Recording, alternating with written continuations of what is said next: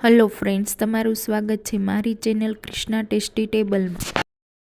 આજે આપણે બનાવીશું નવી રીતે ભરેલા મરચાં। તો તમને શાકની પણ જરૂર નહીં પડે એવા ટેસ્ટી, એકલા પણ ખાઈ શકો, રોટલી સાથે પણ ખાઈ શકો એ ભરેલા મરચાં બનાવી। તો આવી જ નવી રેસીપી જોવા માટે મારી ચેનલને લાઇક, શેર અને સબસ્ક્રાઈબ કરો। તો ચાલો બનાવીએ નવી રીતે ભરેલા મરચાં। તો ભરેલા મરચાં બનાવવા માટે મરચાંની વેરાયટી જે રીતે દેખાય છે તેવા અને મરચાં ખાવામાં મોળા હોય તેવા આ મરચાંમાં બિયા અને નસોનો ભાગ ના કાઢો તો પણ તીખા નહીં લાગે એવા મોળી વેરાયટીના આવા મરચાં લેવા। મેં અહીંયા લગભગ 10 થી 12 મરચાં લીધા છે। તમારે જોઈએ તે રીતે લેવાના અને વચ્ચેથી આ રીતે કટ કરી એના બિયા અને નસોનો ભાગ કાઢી લેશું। તો મરચાંમાં સારું એવું સ્ટફિંગ કરી શકો એટલા માટે।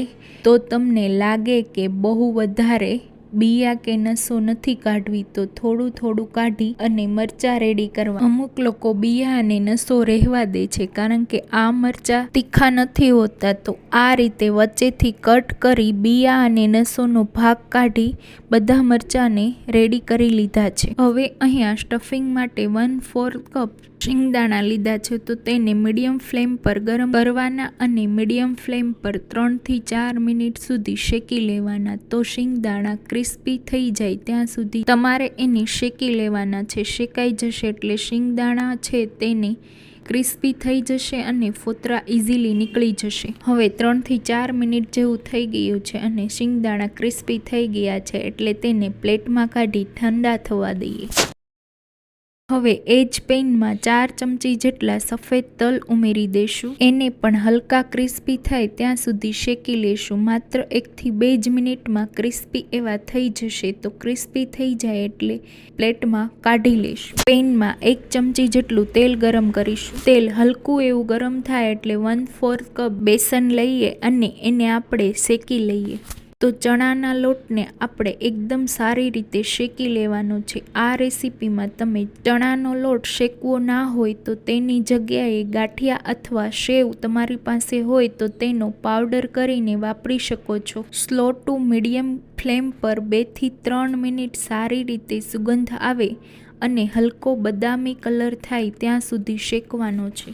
2 થી 3 મિનિટ જેવું થઈ ગયું છે અને હલકો એવો બદામી કલર પણ આવી ગયો છે। તો ગેસને બંધ કરી લોટને એક પ્લેટમાં કાઢી લઈએ। હવે શિંગદાણા શેક્યા હતા એના ફોતરા કાઢી લીધા છે એને મિક્સર જારમાં ઉમેરી દઈશું। સાથે શેકેલા તલને પણ ઉમેરી દઈશું અને એનો અધકચરો એવો પાવડર તૈયાર કરીશું। હવે આ પાવડરને આપણે પ્લેટમાં કાઢી લઈ। હવે એમાં શેકેલા ચણાનો લોટ 1/4 કપ ઉમેરીશું। સાથે અડધી ચમચી જેટલો અજમો ઉમેરીશું, અડધી ચમચી જેટલી હિંગ, અડધી ચમચી જેટલો હળદર પાવડર, 2 થી 3 ચમચી જેટલું ધાણા જીરું પાવડર। ધાણા જીરુંનું ટેસ્ટ વધારે સારો આવશે તો તમારે વધારે ઉમેરવું હોય તો તમે ઉમેરી શકો છો।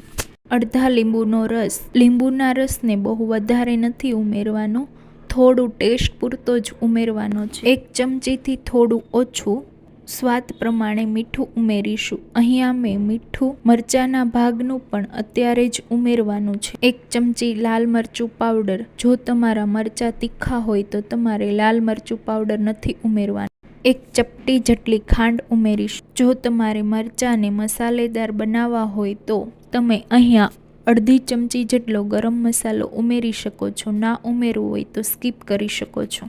અડધી ચમચી જેટલું આદું ખમણીને ઉમેરીશું। જો તમારે વધારે ઉમેરવું હોય તો તમે વધારે પણ ઉમેરી શકો છો। હવે અહીંયા જો તમે લસણ ખાતા હો તો 2 થી 3 ચમચી જેટલું લીલું લસણ ઉમેરવાનું અને જો તમારી પાસે લીલું લસણ ના હોય તો 1 ચમચી જેટલું વાટેલું સૂકું લસણ સાથે અડધો કપ જેટલા ઝીણા કટ કરેલા લીલા ધાણાને ઉમેરી અને બધી જ વસ્તુને સારી રીતે મિક્સ કરશું। આ રીતે તમે સૂકો મસાલો મિક્સ કરીને તૈયાર કરી શકો છો। આ મસાલાને તમે રેફ્રિજરેટરમાં 15 થી 20 દિવસ સુધી સ્ટોર પણ કરી શકો છો। તો હવે મસાલાને સારી રીતે મિક્સ કરી દીધો છે તો આપણે એમાં બાઇન્ડિંગ માટે થોડો મસાલો સારી રીતે શેકાય તેના માટે 2 ચમચી જેટલું તેલ ઉમેરીશું। એકદમ સારી રીતે મિક્સ કરી દીધું છે તો હવે આ રીતે આપણો સ્ટફિંગનો મસાલો તૈયાર છે.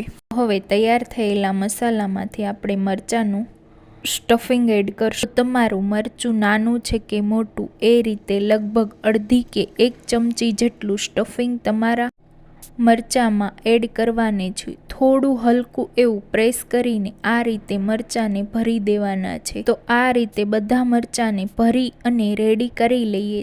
થોડો મસાલો બચે તેને મરચાં જ્યારે સતળાઈ જાય એટલે ત્યારે તેના ઉપર મસાલાને સ્પ્રિંકલ કરીશું. તો મરચાં ટેસ્ટી એવા બનશે. તો બધા મરચાંને ભરી અને રેડી કરી લીધા છે. હવે એક પેનમાં 2 થી 3 ચમચી જેટલું તેલ ગરમ કરીશું. અહીંયા તેલ તમે ઓછું લેશો તો પણ ચાલશે. મરચાંને કૂક કરતી વખતે આપણે થોડું પાણી છાંટી અને મરચાંને એકદમ સારી રીતે કૂક કરીશું. તેલ ગરમ થઈ જાય એટલે ગેસની ફ્લેમને મીડિયમ કરી એકવારમાં જેટલા મરચાં આવે તેટલા કડાઈમાં મૂકી દેવાના છે. હવે આ રીતે મીડિયમ ફ્લેમ પર ઢાંકી અને 2 થી 3 મિનિટ સુધી કૂક થવા દઈએ. ગેસની ફ્લેમને મીડિયમ જ રાખવાની છે. જો તમે હાઈ ફ્લેમ પર રાખશો તો મરચાં એક સાઈડથી બળી જશે. એટલે ગેસની ફ્લેમને મીડિયમ ટુ લો જ રાખવાની છે. હવે 1 મિનિટ જેવું થઈ ગયું છે તો મરચાંની બીજી સાઈડ પણ ચેન્જ કરી દઈએ અને ફરીવાર 2 થી 3 મિનિટ જેવું કૂક થવા દઈએ.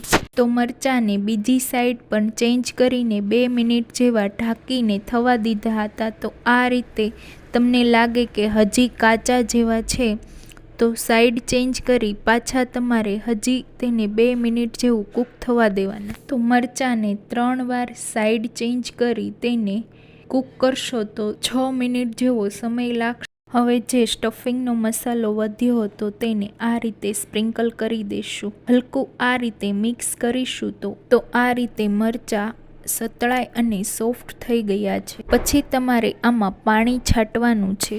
3 થી 4 ચમચી જેટલું પાણી છાંટી દેવાનું અને ઢાંકી 1 મિનિટ જેવું થવા દેશું અને ચેક કરીશું તો હજી થોડું પાણી છાંટીશું એટલે કે મસાલો છે તે ડ્રાય છે અને બળે નહીં. સાથે તેલ પણ ઓછું જરૂર પડે. જો તમે રેગ્યુલર મરચાં તળતા હો તો તમારે વધારે તેલ નાખતા હો છો તો તમે આ રીતે પાણી છાંટશો તો ઓછા તેલમાં સારા એવા મરચાં સતળાઈ જશે. તો આ રીતે 3 થી 4 મિનિટ જેવું કૂક થવા દીધું. મરચાં એકદમ પરફેક્ટ એવા સોફ્ટ રેડી થઈ ગયા છે.